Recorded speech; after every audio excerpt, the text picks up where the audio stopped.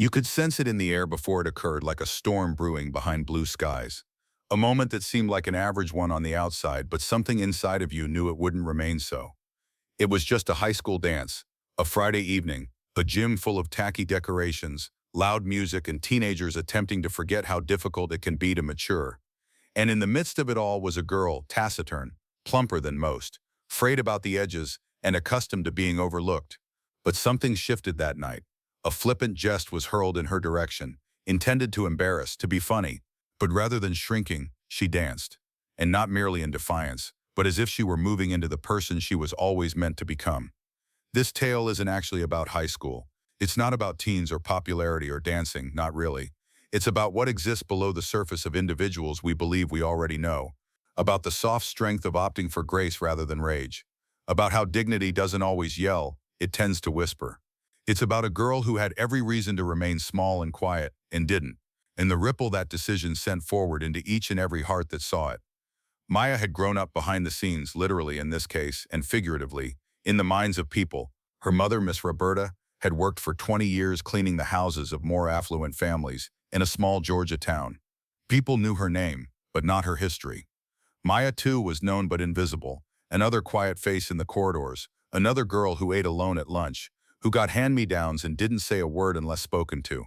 And like so many working mothers' children, she passed her afternoons between shifts and obligations, creating her own small universe in the forgotten corners no one paid attention to. Maya's universe was populated with rhythm, with music, with movement. She danced in the kitchen as her mama prepared supper. She danced when nobody was looking, when the day had been difficult, when life didn't provide many avenues to express her truth out loud. We've all known someone like her, haven't we? Someone who went unnoticed, someone the world perceives in one way because of what she looks like, or where she's from, or how quietly she pads through life. And we may ask ourselves, what are some of the stories we've lost because we never took the time to ask? What sort of beauty and grace and power may we have overlooked, simply because we couldn't see it immediately? The time arrived unannounced. A clique of boys teeming with the sort of brutal charm that runs amok in school corridors wanted to call Maya out. It was going to be a joke.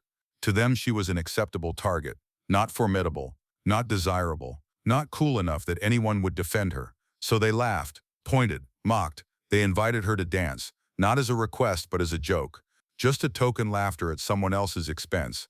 But Maya didn't run, she didn't cry, she didn't become immobile. She stepped onto the floor, and in that instant the air shifted, because when she started to move slowly, then with increasing intent, everything they believed they knew about her started to crumble.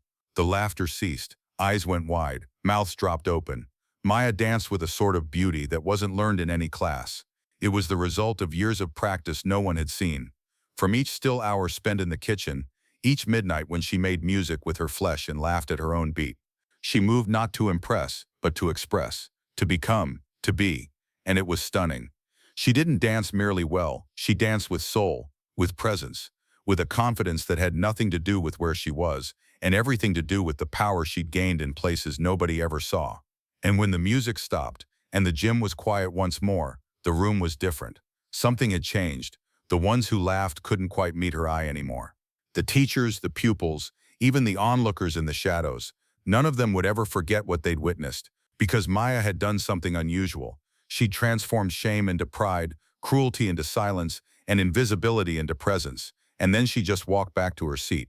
No words, no rage, just grace. The following days weren't filled with pomp, but the mood had shifted. She was greeted by people. Teachers noticed. Even a girl on the cheer squad asked her if she had ever considered going out for the team. It wasn't that Maya became popular overnight, but she was noticed. And sometimes it's enough. Not a spotlight, just being noticed, being respected. She never let it get to her. She remained silent, unshakable. When someone asked her how she danced like that, she didn't boast. She smiled and replied, "I dance with my mama in the kitchen." And that response did more than any fancy explanation ever could, because into it was woven a whole universe of love, sacrifice, and tradition, a history of grace shared between families, not learned, but lived. Miss Roberta, who had always stood with quiet pride, started to walk a little taller too. People who used to refer to her as the help now inquired about her daughter, and in the back of her eyes was that little spark only a mother bears, the kind that says, "I always knew." Maya continued to win a dance scholarship. She departed town for college, studied, learned, grew. But her heart drew her back, not for lack of choices, but because she knew her story belonged where it had begun. She set up a tiny dance studio back home. Nothing glamorous, just a space where the kids who felt like they didn't fit in could go and find rhythm, just as she had.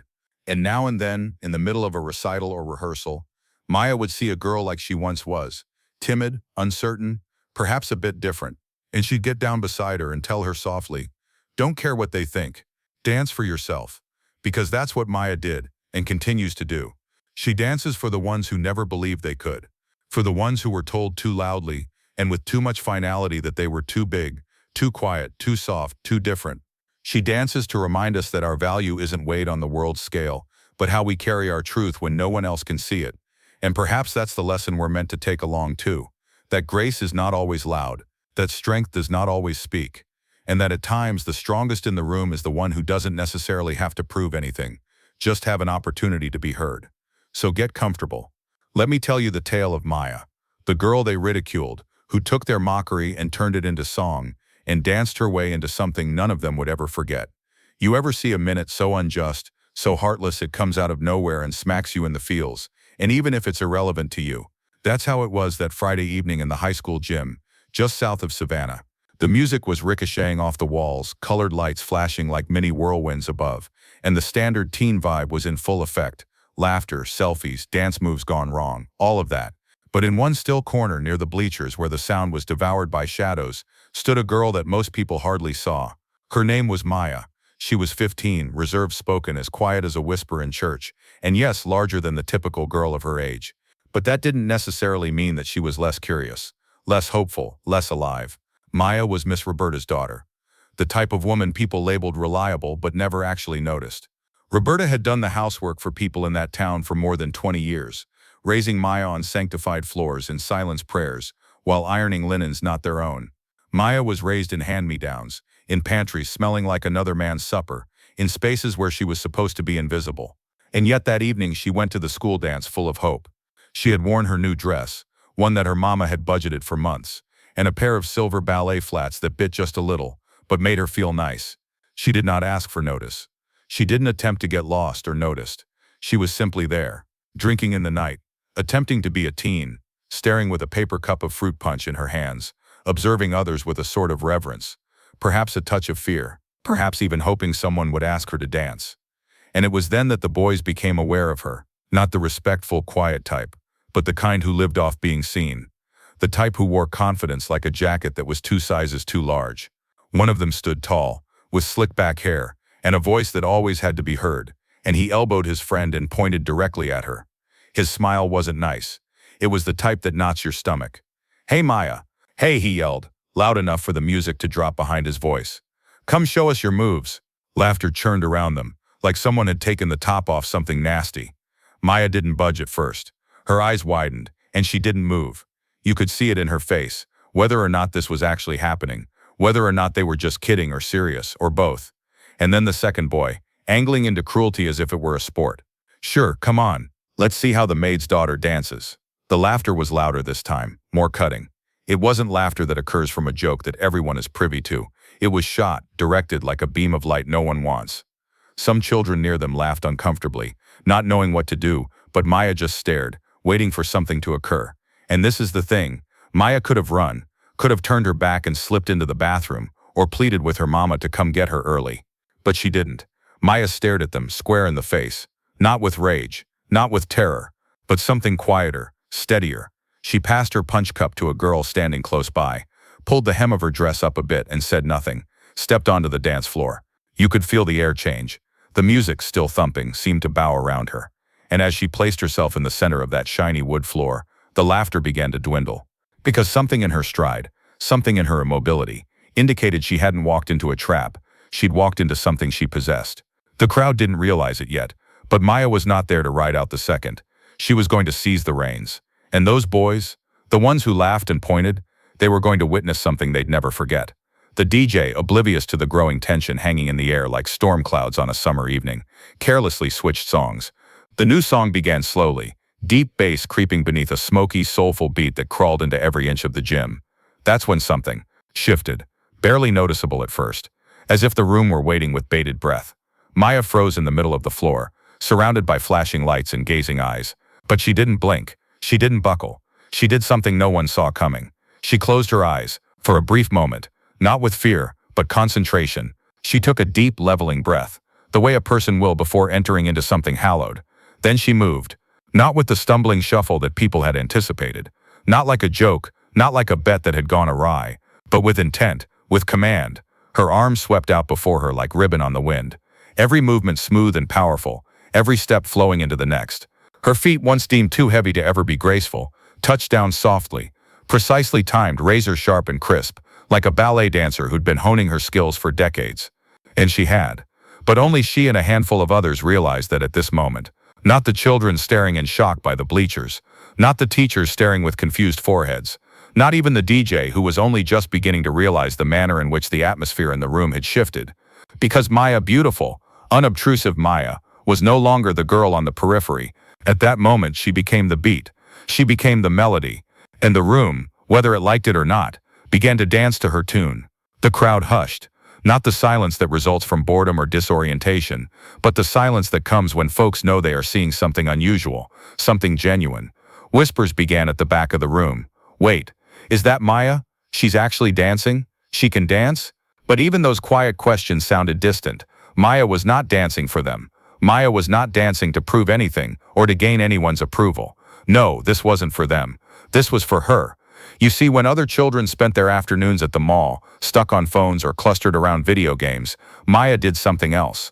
While Miss Roberta worked overtime, scrubbing bathroom floors, wiping baseboards, and making hospital corners in beds that weren't hers, Maya remained at home, not pouting, not idle. She watched videos, tutorials, performances, anything she could find. And in the tiny kitchen of their small house between the sink and the refrigerator, she'd rehearse, every single day. Sometimes with bare feet, sometimes with socks, sometimes when dinner bubbled on the stove and her mama sang gospel songs in the distance. The kitchen tiles were her stage, and the rhythm in her chest was her metronome. She learned how to synchronize movement with music, how to convey emotions she could not speak. She practiced every movement, every turn, every stop, and created life and rhythm and happiness in the silence of their small house. And now, all of that, every hour, every step, was spilling out of her, right there in the high school gym, under lights meant for someone else, in front of kids who had already decided who she was, and they had been wrong. The very people who had laughed at her weight, her silence, her background, stood motionless, eyes locked, jaws slack, because the girl whom they'd assumed was easy to overlook could not be overlooked. She wasn't merely keeping pace with the rhythm, she was dictating it. The manner in which she shifted, the manner in which she manipulated the space between her, the way in which her body spoke without ever requiring a single word. It was something you couldn't feign. It was something gained, constructed, honed from years of being underestimated and dismissed. At that moment, Maya was no longer somebody's daughter, no longer the help's child, no longer the pity girl or joke object of whispers. She was something, a presence, and it flared like hot fire through the room. No one applauded yet. No one was brave enough to interrupt what was happening. They were frozen, but not by what they were witnessing, by what they had been missing all along. Because Maya had always been this, always had this within her. The light, the talent, the strength. All she had ever needed was a moment to release it.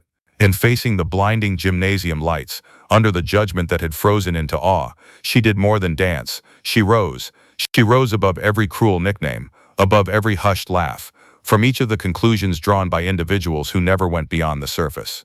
And as the song faded to its final notes, Maya came to a gentle turn, arms folding inward in elegance like she was binding her own heart in quiet. She parted her eyes and gazed directly into the crowd, not in defiance, but in something far greater. Peace, the type of conversation that results in you just turning someone else's ridicule into your own work of art. Right there in front of the same kids who ridiculed her, Maya didn't just dance. She sparkled. The boys who had pointed first, the ones who'd nudged each other with smirks on their faces and words sharper than they ever knew, well, their faces fell like bricks in water. All the smugness, all the kidding, vanished the moment Maya began to move. And now, they weren't kidding anymore.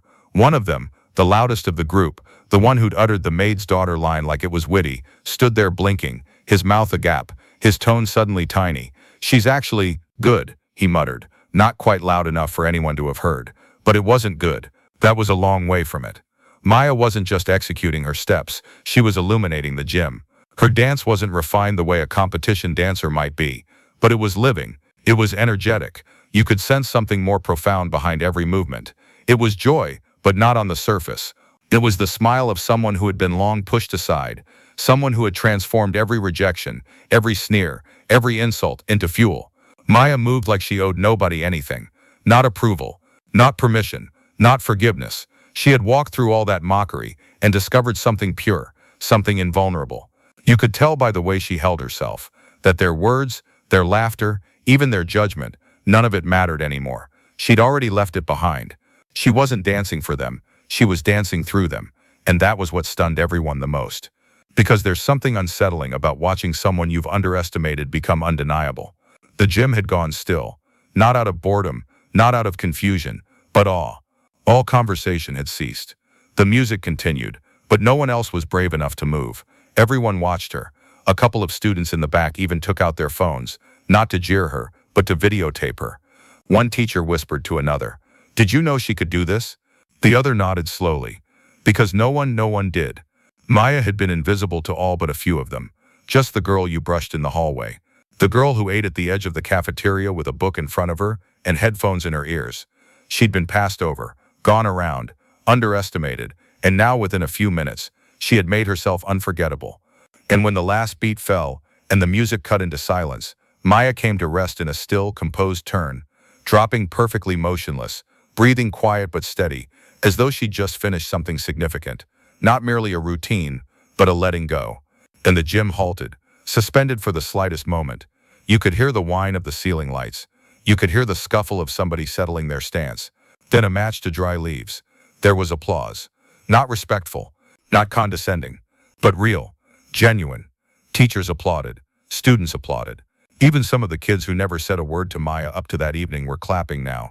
Some jumped up. A girl in the front row whispered, "She was incredible," and nodded as if she was still trying to believe it. It was as if the whole room had collectively known they'd all been mistaken simultaneously. Mistaken about who Maya was. Mistaken about what she could do. Mistaken about the quiet ones. And while the applause was growing louder, something even more potent took place. The shame crept in. Not for Maya. She was radiant.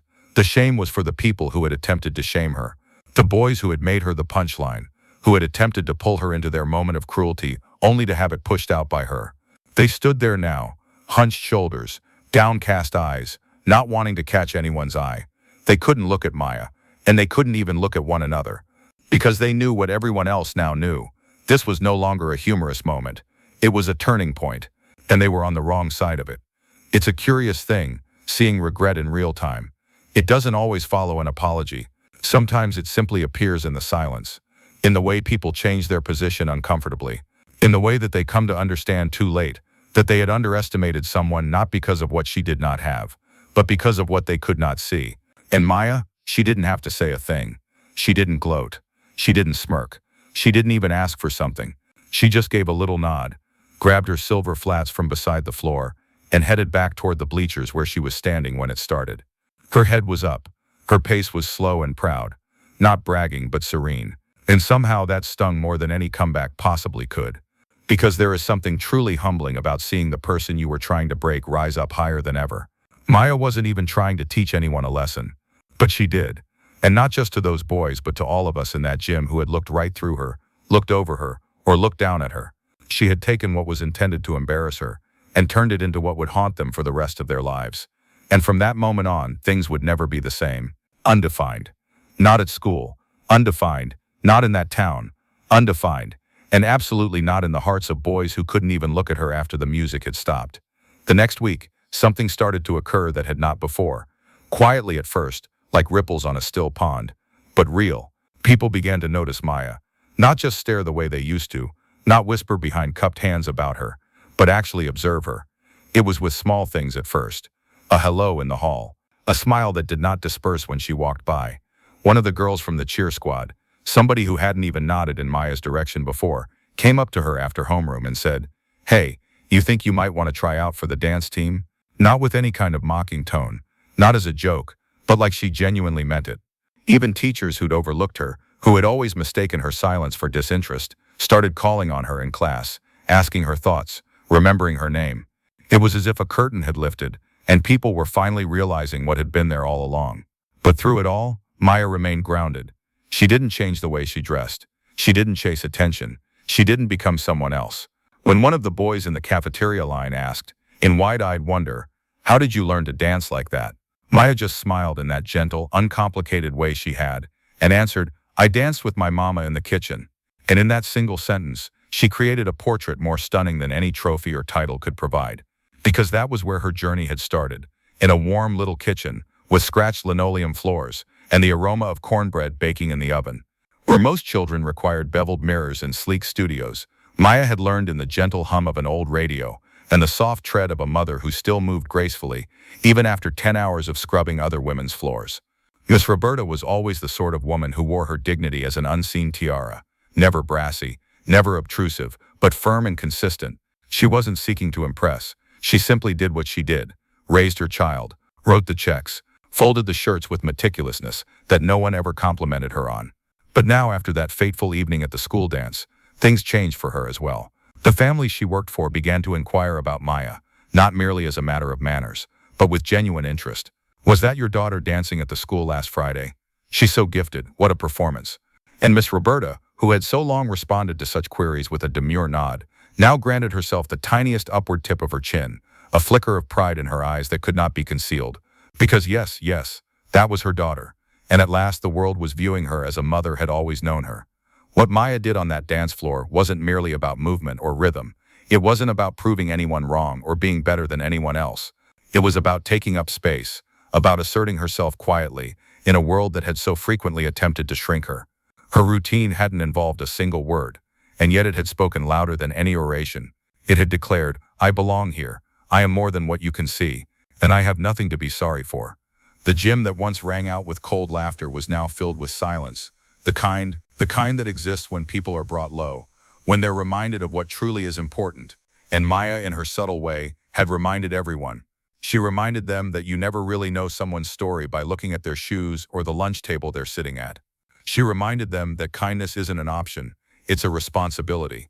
Because behind every quiet face, behind every girl standing alone at a dance with a cup of punch and nerves rattling in her chest, there might be a heart that beats to music you just haven't learned to hear yet.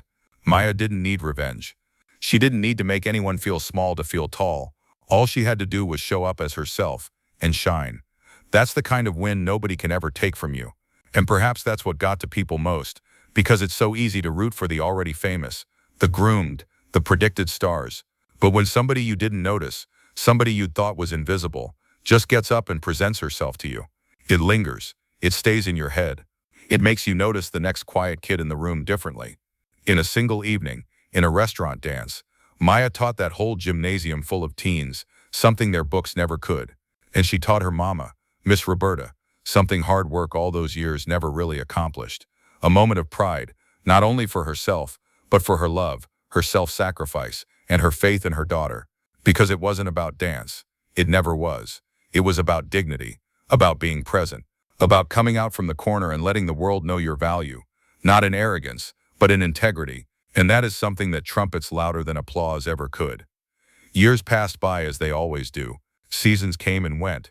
Schools changed and faces within that dusty old high school gym ceased to be. Yet one thing stayed unchanged. Maya never ceased dancing. Not when it was difficult. Not when life became hectic. Not even in secret. Dance was no longer just movement to her. It was a part of her, something that lived deep within her bones. Something that told her who she was, even on the days the world attempted to make her forget. She graduated from high school with more confidence than she ever believed she'd possess.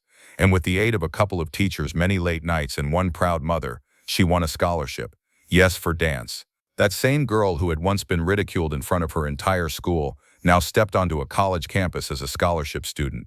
She learned about performance, choreography, and education, not only how to move but how to make others move too, teaching them the way to discover their own rhythm. When college was over, and some of her peers were dispersing around the nation pursuing big city dreams, Maya returned home, not because she had no choices, but because she preferred to. Her heart belonged in that small Georgia town. It was the same crummy sidewalk she had walked as a child, the same bodega she had bought gum after school at, the same kitchen where her mama continued to play music throughout Sunday dinners. And when she returned, she had something in tow. Not merely talent, but intent. She opened up a little dance studio. It wasn't fancy, not gleaming hardwood floors or wall-to-wall mirrors. The sign on the front was basic, hand-painted by a friend of hers who lived nearby. And the floors, scuffed, creaky. But in there, magic. Because Maya didn't teach dance, she taught belonging. Her studio became a haven for children who didn't quite fit in anywhere else. The quiet ones, the awkward ones, the ones who had been ridiculed for their weight, or their wardrobe, or their voice. Children who had learned to make themselves small just in order to make it through middle school. But when they came through Maya's door, they were no longer invisible. She called each student by name. She knew when someone had a bad day. She basked in the small triumphs, like mastering a spin at last, or even just arriving after a terrible week. Her studio was not about perfection. It was about freedom. Freedom to move, to feel, to become. And Maya, the girl who once had stood alone against a sea of faces at a school dance, now towered as a teacher, a mentor, and a light for every child who needed someone to believe in him or her. And occasionally, at the studio's year-end recital held each year, there'd be a girl, always one, who caught Maya's attention. Anxious, fidgeting with the edge of her costume, standing along the side of the stage, cheeks flushed, eyes scanning the crowd. Perhaps she was a bit larger than the rest of the girls. Perhaps she had been bullied at school, or informed she wasn't built for dancing. Perhaps her confidence was just a hair from breaking, and Maya would be standing backstage with her, just as her mama used to stand with her, cool and steady, bending over to that girl and saying softly, "Don't worry about what they think. You dance for you." The words weren't shouted. They didn't have to be, because when Maya spoke them, they carried weight. They carried truth. And each time, that girl would smile, sometimes through tears, sometimes with a tough smile, and she'd walk onto that stage, and she'd dance. Perhaps not flawlessly, perhaps not with precise turns or flashy steps, but with spirit, with heart. And each time Maya saw it, she felt that same old flush in her chest, that soft, satisfied sense that came not from glory or accolades, but from effect, from understanding that her pain, her story, her one courageous night many years ago, had become the beacon leading someone else. And that's how Maya lived, paying it forward. Not bitterness, not blame, but light, hope, self-assurance. She danced not to be applauded, but to remind others they could dance freely in a world that perpetually tries to keep us contained. And each time she opened the door of that studio, she remembered her mama, the woman who danced in a kitchen no one ever laid eyes on, who picked up a daughter with both arms and trust.